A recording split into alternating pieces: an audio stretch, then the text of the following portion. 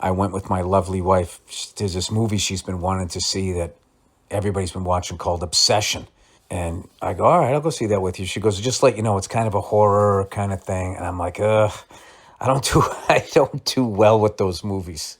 You know, I don't know what happened. When I was a kid, I could watch like Friday the 13th. I don't know, somewhere along the line, you know, I just had too many moments in my life where I'm like, oh my God, what's going to happen next? Like from the time I was a kid to, I don't need to like, I go to the movies to like either watch an incredible story or I go to the movies to watch one guy beat the shit out of 40 people in a bar. Like that's the scope of my cinematic abilities. I don't go there like cuz I whatever I go see, I take the ride. Like I understand what this is, you know? So if I'm going to see a horror movie, it's going to scare the shit out of me because I'm not going to remind myself that I'm just watching a movie. Because there is like this thing with people who watch horror movies. That movie didn't even scare me at all. Like, oh, it didn't in the comfort of your own home when you watched it or the movie theater? Because you didn't take the ride. You missed the whole point of it. Oh, in defense of you, unless it did suck. But I'm just saying, generally speaking, it's kind of like, you know,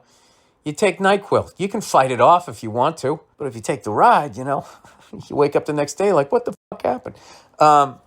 So she tells me that it's, you know, she lets me know what that is. But, you know, I love my wife to death. So I'm like, I'll go. She goes, I don't know how bad it is or whatever. So I go to see this movie, and it was fucking amazing. First of all, Andy Richter was in it. And that guy, I can't even count the amount of times that guy saved my ass on Conan's talk show. Always was there. If whatever I did started to bomb, he always jumped in and always had a good line, always helped me out. So I love that guy. And then there was all of these new actors that kids I had never seen.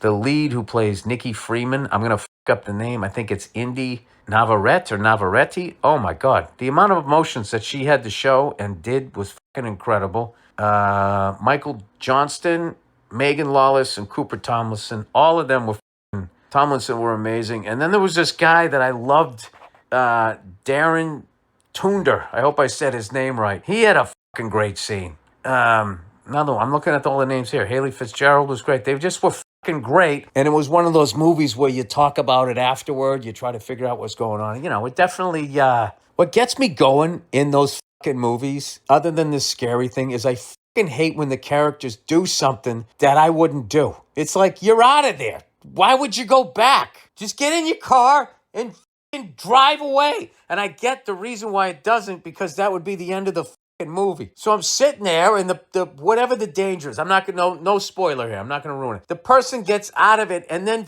fucking goes back to where the danger is. And it's like, Jesus fucking Christ. I could finally fucking breathe. What are you doing going back there? But there's so many different like themes that are going on in this movie.